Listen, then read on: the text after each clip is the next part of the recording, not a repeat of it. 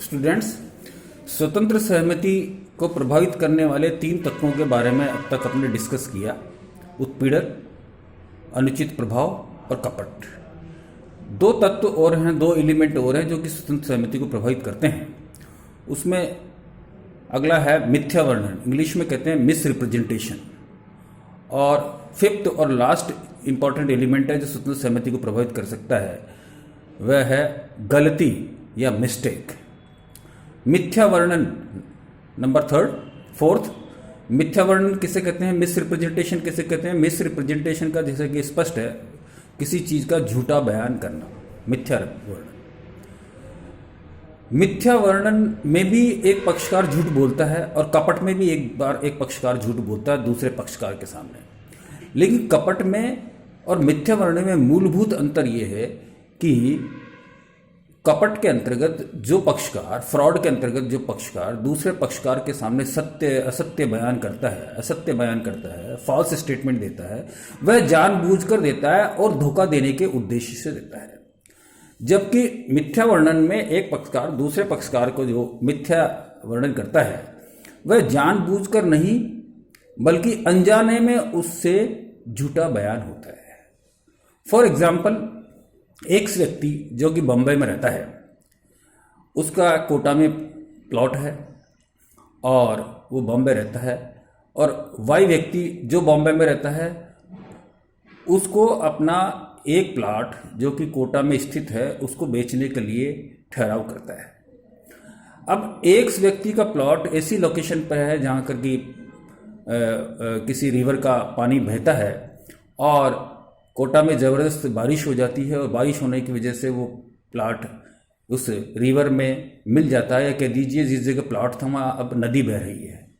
अब एक व्यक्ति वाई व्यक्ति को प्लॉट बेचने के लिए कांटेक्ट कर लेता है, अनुबंध कर लेता है, ठहराव कर लेता है, उसके ऊपर एडवांस ले लेता है। लेकिन वास्तविकता ये है कि कोटा में जिस जगह उसका प्लॉट था वो अब प्लॉट ही नहीं रहा। तो यह मिथ्या वर्णन कहलाएगा। यह क्या कहलाएगा, मिथ्या वर्णन, क्योंकि उसको इस बात का विश्वास है कि इस वक्त प्लॉट होगा और वो इसी बात को मानते हुए वाई को प्लॉट को बेचने का सौदा कर लेता है। लेकिन वास्तविकता यह होती है कि उस वक्त प्लॉट अस्तित्व में नहीं होता है। तो यह अनजाने में उसकी वजह से झूठ बोलना कहलाएगा और इसको हम मिस रिप्रेजेंटेशन कहते हैं, इसको मिथ्या वर्णन करते हैं। यानी एक पक्षकार, अनुबंध का एक पक्षकार अनजाने में, अननोइंगली दूसरे पक्षकार के सामने अनुबंध के तथ्य संबंधी, कोई महत्वपूर्ण तथ्य संबंधी बात अनजाने में कोई बात झूठ बोल देता है और उससे अनुबंध प्रभावित होता है, उसको हम मिथ्या वर्णन कहते हैं। तो मिथ्या वर्णन बेसिकली मूल रूप से अननोइंगली होता है, अनइंटेंशनल होता है। और मिथ्या वर्णन में दूसरी पार्टी को चीट करने की या उसको डिसीव करने की, उसको धोखा देने की नियत नहीं होती है। एक व्यक्ति की नियत वाई व्यक्ति को धोखा देने की नहीं थी, उसके अनजाने में ये बात झूठ कहलाए, फैक्ट संबंधी झूठ थी कि वो प्लॉट अस्तित्व में नहीं था और उसने बेचने का सौदा कर लिया। लेकिन उसको पता भी नहीं था कि वो प्लॉट अस्तित्व में नहीं है, क्योंकि फ्लड आ गई और फ्लड के अंदर वो प्लॉट जो है नदी के अंदर सबमर्ज हो गया।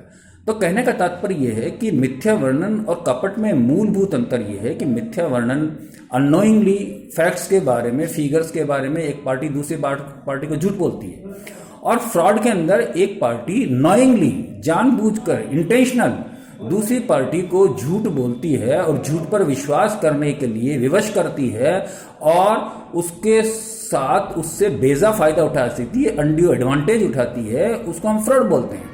तो फ्रॉड और मिस रिप्रेजेंटेशन से अगर किसी पक्षकार ने कोई सहमति प्रदान की है तो वो स्वतंत्र सहमति नहीं होती है। यह तो हुआ मिथ्या वर्णन। दूसरी स्थिति होती है लास्ट, भूल, मिस्टेक, गलती की। कई बार अनुबंध करने वाले पक्षकार, एक पक्षकार दूसरे पक्षकार के सामने प्रस्ताव रखते हैं और उनकी गलती की वजह से, उनकी मिस्टेक की वजह से कोई अनुबंध होता है। तो ऐसी स्थिति में स्वतंत्र सहमति या स्वतंत्र सहमति न मानने की वजह से वैसे अनुबंध व्यर्थ होते हैं। जैसे फॉर एग्जाम्पल, एक व्यक्ति ने अपना कोई मकान बेचने के लिए वाई व्यक्ति से ठहराव किया 20 लाख रुपए में बेचने का ठहराव किया। और उसने ये भी ठहराव में एक इम्पॉर्टेंट शर्त ये भी थी कि सारा जो कंसिडरेशन है वो कैश में लिया जाएगा। अब गवर्नमेंट ने नया कानून लागू कर दिया। उस कानून के अनुसार कोई भी व्यक्ति 2 लाख रुपए से ज़्यादा का कैश में लेन देन नहीं कर सकता। तो ऐसी स्थिति में पक्षकारों को दोनों को ही पता नहीं है। ऐसी स्थिति में पक्षकार कानून संबंधी गलती पर माने जाएंगे और ऐसी स्थिति में पक्षकार अपने दायित्व से मुक्त नहीं होते हैं। आप ये नहीं सोचना दायित्व से मुक्त हो जाएंगे, बल्कि एक्स पार्टी को वाई पार्टी से नियमानुकूल पेमेंट लेने की कंडीशन पे दोबारा अनुबंध करना पड़ेगा। तो कहने का तात्पर्य गलती के अंतर्गत दोनों पक्षकार अनुबंध के किसी महत्वपूर्ण तथ्य के बारे में डिफरेंट तरह की अंडरस्टैंडिंग रखते हैं, या उसमें मिसकंसेप्शन होता है, या कह दीजिए मिसअंडरस्टैंडिंग होती है, और उसकी वजह से दोनों पक्षकारों की जो सहमति है वो स्वतंत्र सहमति नहीं मानी जाती। ये गलतियां कई तरह की हो सकती हैं। किसी कानून के संबंध में भी गलती हो सकती है, किसी फैक्ट्स के संबंध में भी हो सकती है, तथ्य के संबंधी भी हो सकती है, जिस वस्तु के बारे में आप अनुबंध कर रहे हो उसके विषय वस्तु के बारे में भी हो सकती है, उसकी पहचान के बारे में भी हो सकती है, उसकी मात्रा के बारे में भी हो सकती है, उसकी ऑनरशिप के बारे में भी हो सकती है, उस वस्तु के गुणों के संबंध में भी गलती हो सकती है, वो वस्तु अस्तित्व में है या नहीं इसके बारे में भी गलती हो सकती है, या कोई काम करना असंभव है या असंभव है इस बारे में भी गलती हो सकती है। तो गलतियां कई तरह की हो सकती है, लेकिन अनुबंध करने वाले पक्षकारों में अगर किसी महत्वपूर्ण बिंदु के बारे में समझ में भिन्नता है, मिसअंडरस्टैंडिंग है, मिसकंसेप्शन है, या मिसकंसीव्ड किया है उन्होंने, तो ऐसी स्थिति में अनुबंध के पक्षकार गलती पर माने जाते हैं और गलती की वजह से वो अनुबंध इफेक्टिव नहीं होता है।